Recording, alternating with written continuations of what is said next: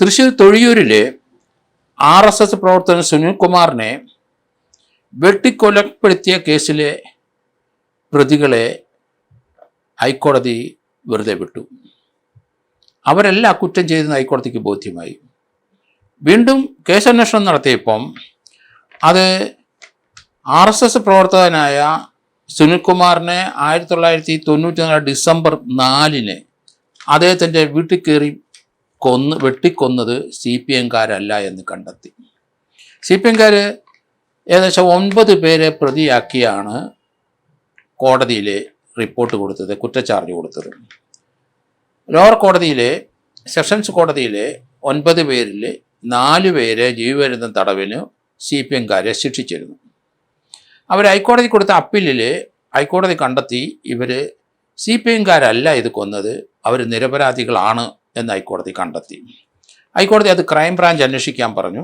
Crime branch അന്വേഷിച്ചപ്പോൾ അത് ഒരു തീവ്രവാദ സംഘടനയായ ജംഇയ്യത്തുൽ ഇസ്ഹാനിയ എന്ന തൃശ്ശൂരിലെ ഒരു തീവ്രവാദ സംഘങ്ങളാണ് സുനിൽകുമാറിനെ കൊന്നത്. തെറ്റായ രീതിയിൽ CPM-ലെ 9 പേരെ പ്രതിയാക്കി അന്നത്തെ പോലീസ് ഉദ്യോഗസ്ഥ കുറ്റച്ചാർജ് കോടതി കൊടുത്തു. അതിൽ 4 പേർക്ക് ജീവപര്യന്തം തടവ് ശിക്ഷിച്ചു. അതിന് ജെയ്സൺ, ബിജി, ബാബുരാജ്, ഹരിദാസൻ ഈ 4 പേരെയാണ് ജീവപര്യന്തം തടവിന് സെഷൻസ് കോടതി തൃശ്ശൂർ ശിക്ഷിച്ചത്. അതിൽ ഹരിദാസൻ രോഗം മൂലം മരണപ്പെട്ടു. ജെയ്സൺ, ബിജി, ബാബുരാജ് എന്നിവരുണ്ട്. അവർ ജയിലിൽ കിടന്ന കാലത്തിന് നഷ്ടപരിഹാരം കൊടുക്കേണ്ടി വരും എന്ന് ഹൈക്കോടതി പറഞ്ഞു. അതനുസരിച്ച് ഗവൺമെൻറ്റിലേക്ക് അന്നത്തെ ക്രൈംബ്രാഞ്ചിൻ്റെ DYSP ഒരു റിപ്പോർട്ട് ഗവൺമെൻറ്റിലേക്ക് കൊടുത്തു. 2022 സെപ്റ്റംബർ 22 ആ റിപ്പോർട്ട് DYSP ക്രൈംബ്രാഞ്ച് തൃശ്ശൂർ ഗവൺമെൻറ്റിൽ കൊടുത്തത്. നഷ്ടപരിഹാര തുക ഹൈക്കോടതി നിർദ്ദേശമനുസരിച്ച് ഗവൺമെൻറ് കൊടുക്കാൻ ബാധ്യസ്ഥരാകും. എന്നാൽ ഗവൺമെൻറ്റിൻ്റെ തീരുമാനം വ്യത്യസ്തമാണ്. കാരണം തെറ്റായിട്ടാണ് പോലീസ് ഉദ്യോഗസ്ഥർ അന്വേഷിച്ച് CPM പ്രവർത്തകരെ അവർ അറസ്റ്റ് ചെയ്തത്. യഥാർത്ഥത്തിൽ RSS പ്രവർത്തകനെ കൊന്നത് മുസ്ലിം തീവ്രവാദികളാണ്. ആ കേസിൻ്റെ അന്വേഷണം ക്രൈംബ്രാഞ്ച് പിന്നീട് നടത്തി. ജംഇയ്യത്തുൽ ഇസ്ഹാനിയ എന്ന തീവ്രവാദ സംഘടന ചിലരെ പിന്നീട് അറസ്റ്റ് ചെയ്തു. ആ അറസ്റ്റ് ചെയ്തവരെ കോടതിയിൽ ഹാജരാക്കിയിട്ടുണ്ട്. യഥാർത്ഥ പ്രതികൾ രംഗത്ത് വന്നു. RSS പ്രവർത്തകനെ കൊന്ന് ഇത് ഒരു CPM പ്രവർത്തകരാണ് എന്ന് എടുത്തുചാടി അന്നത്തെ ചില ഉദ്യോഗസ്ഥർ എടുത്ത തീരുമാനമാണ് ഇപ്പോൾ ആകെ ഗവൺമെൻറ്റിന് തലവേദനയായത്. ആ അന്വേഷണം തെറ്റായി നടത്തിയ ഉദ്യോഗസ്ഥർക്കും തലവേദനയായി. കാരണം ഗവൺമെൻറ് ഒരു ഉത്തരവ് പുറപ്പെടുവിച്ചു, 5 ലക്ഷം രൂപ വെച്ച് ആ ജയിൽ ശിക്ഷ അനുഭവിച്ച് കിടന്നവർക്ക് നഷ്ടപരിഹാരം കൊടുക്കാൻ. ആ നഷ്ടപരിഹാരം കൊടുക്കേണ്ടത് ഗവൺമെൻറ് അല്ല, ഗവൺമെൻറ് ഭാഗത്ത് വീഴ്ചയില്ല. അന്വേഷണ ഉദ്യോഗസ്ഥന്മാരാണ് തെറ്റായിട്ട് പ്രതികളെ അറസ്റ്റ് ചെയ്ത് അവരെ ജീവപര്യന്തം തടവിൽ ശിക്ഷിപ്പിച്ചത്. അതിന് ഗവൺമെൻറ് ബാധ്യസ്ഥതയില്ല എന്ന് പ്രഖ്യാപിച്ചു. ഗവൺമെൻറ് അന്ന് അന്വേഷിച്ച ഉദ്യോഗസ്ഥന്മാർ ആരൊക്കെയാണ്, അവരെ 5 ലക്ഷം രൂപ വെച്ച് കൊടുക്കണം.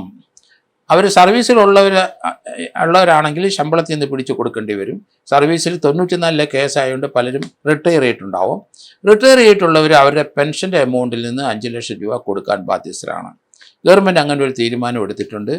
അവർ എത്ര ദിവസം ജയിലിൽ കടന്നു ജീവപര്യന്തം തടവിൽ അതനുസരിച്ചുള്ള നഷ്ടപരിഹാരമാണ്. അത് ഗവൺമെൻറ് കാലോചിതമായ റേറ്റുകൾ, കാരണം അവർ ഡെയിലി വേജസുകാരാണെങ്കിൽ ആ റേറ്റ് വെച്ച് കൂട്ടിയിട്ടായിരിക്കാം 5 ലക്ഷം രൂപ നഷ്ടപരിഹാരം കൊടുക്കാൻ. ഏതായാലും 3 പേരും ഗവൺമെൻറ്റിലെ ശിക്ഷ അനുഭവിച്ച് ജയിലിൽ കിടന്ന തൊഴിയൂരിലെ CPM പ്രവർത്തകർ 4 പേരും അതിൽ 3 പേര് സർക്കാരിലേക്ക് അപേക്ഷ കൊടുത്തു. 5 ലക്ഷം രൂപ വെച്ച് അനുവദിക്കുകയും ചെയ്തിട്ടുണ്ട്. മറ്റൊരു കാര്യം, ഹരിദാസൻ്റെ ആൾക്കാരും ഗവൺമെൻറ്റിലേക്ക് വന്നിട്ടില്ല. ഹരിദാസൻ്റെ ഭാര്യയോ അല്ലെങ്കിൽ മക്കളോ ഗവൺമെൻറ്റിലേക്ക് അവർ അപേക്ഷ കൊടുത്താൽ 5 ലക്ഷം രൂപ അവർക്കും അനുവദിക്കേണ്ടി വരും. അങ്ങനെ കൊടുക്കുന്ന പണം ആ അന്വേഷണം നടത്തിയ ഉദ്യോഗസ്ഥന്മാരുടെ ശമ്പളത്തിൽ നിന്നോ അല്ലെങ്കിൽ ഉദ്യോഗസ്ഥന്മാരുടെ പെൻഷൻ തുക ഈടാക്കാനാണ് ഗവൺമെൻറ്റിൻ്റെ ഉത്തരവ്.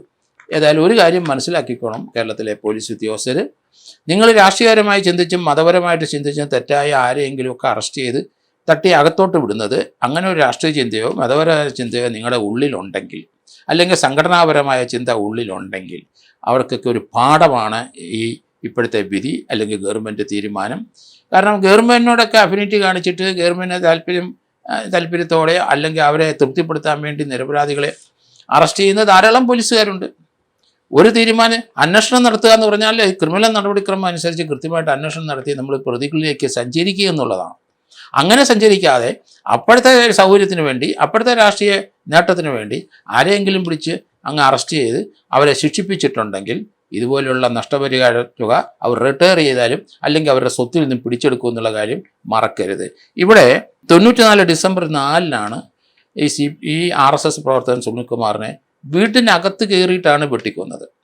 അല്ലെങ്കിൽ RSS പ്രവർത്തകനായിട്ട് ഒന്നും നോക്കേണ്ട CPM-കാരാണ് എന്ന് അന്നത്തെ മണ്ടന്മാരായ അന്വേഷണ ഉദ്യോഗസ്ഥന്മാർ തീരുമാനം എടുത്തിട്ടുണ്ടാവും. അതായത് അന്വേഷിച്ചിട്ടല്ല ഇവരാണ് കൊന്നതെന്ന് കണ്ടെത്തിയത്. നമുക്ക് യഥാർത്ഥ പ്രതികളെയാണ് ആവശ്യം. പല കേസിലേക്കും ഇങ്ങനെയുള്ള അബദ്ധങ്ങൾ പോലീസ് കാണിക്കും. പ്രതിയെ അറസ്റ്റ് ചെയ്തില്ലെങ്കിലും കുഴപ്പമില്ല, തെറ്റായ തീരുമാനത്തിൽ പോരുത്, നിരപരാധികളെ കുരുക്കരുത്. ഇപ്പോഴേ RSS പ്രവർത്തകൻ ചത്ത ഉടനെ അവർ പ്രഖ്യാപിച്ചത് ഇത് ആരുമല്ല, ഇത് CPM-കാരാണ്. അങ്ങനെ തീരുമാനം എടുത്തു. അന്നിരുന്ന് ഉദ്യോഗസ്ഥന്മാരായാലും ശരി തീരുമാനം തെറ്റായിരുന്നു. അവർ കേസ് അന്വേഷിക്കാൻ അവർക്ക് അറിയില്ല, അല്ലെങ്കിൽ കേസ് നന്നായിട്ട് അന്വേഷിച്ചിട്ടില്ല. അവർക്ക് രാഷ്ട്രീയമായ എന്തെങ്കിലും മെച്ചം കിട്ടുമെന്നുള്ള വിചാരിച്ചായിരിക്കാം ഇങ്ങനെയുള്ള പ്രവർത്തികൾ നിരപരാധികളായ CPM പ്രവർത്തകരെ കൊലക്കേസിനകത്ത് ഉൾപ്പെടുത്തിയത്. തീർച്ചയായിട്ടും 9 പേരെ അന്ന് അവർ ഉൾപ്പെടുത്തിയെങ്കിലും ബാക്കിയുള്ളവർ സെഷൻസ് ട്രയലിൽ വിട്ടുപോയി. 4 പേരെ സെഷൻസ് കോടതി ശിക്ഷിക്കുകയും ചെയ്തു. ഏതായാലും കുറേ വർഷങ്ങൾ അതുങ്ങൾ പാവപ്പെട്ട അവർ ജയിലിൽ കടന്നു. അവർക്ക് ഭീകരമായ നഷ്ടം ഉണ്ടായിട്ടുണ്ട്. ഈ 5 ലക്ഷം രൂപ ഒന്നുമല്ലെന്നറിയാം, എങ്കിലും അത് ഒരു തുടക്കം മാത്രമാണ്. അത് ഗവൺമെൻറ് കൊടുക്കാൻ തീരുമാനിച്ചത് നല്ല കാര്യം. ആ പൈസ അവർക്ക് കൊടുക്കണം. അതൊരു നഷ്ടപരിഹാര തുകയൊക്കെ അവരുടെ ജയിലിൽ കിടന്ന ഓരോ ദിവസത്തിനും 5 ലക്ഷം രൂപ കൊടുത്താലും അവരുടെ നഷ്ടപരിഹാരം തീരുമെന്ന് എനിക്ക് തോന്നുന്നില്ല. അങ്ങനെയുള്ള പ്രവർത്തികളാണ് ആ പോലീസ് ഉദ്യോഗസ്ഥന്മാർ കാണിച്ചത്. അവർ റിട്ടയർ ചെയ്ത് വീട്ടിലിരിക്കുന്നവരായാലും ശരി, അവരുടെ ശമ്പളത്തിൽ ഉള്ളവർ ശമ്പളത്തിൽ നിന്നും അല്ലാത്തവർ ഭൂരിപക്ഷം ആൾക്കാരും അവരുടെ പെൻഷൻ തുകയിൽ നിന്ന് കൊടുക്കേണ്ടി വരും, കൊടുത്തേ പറ്റുള്ളൂ. കൂടുതൽ അതിനകത്ത് ഒരാൾക്കൂടെ കൊടുക്കേണ്ടി വരും.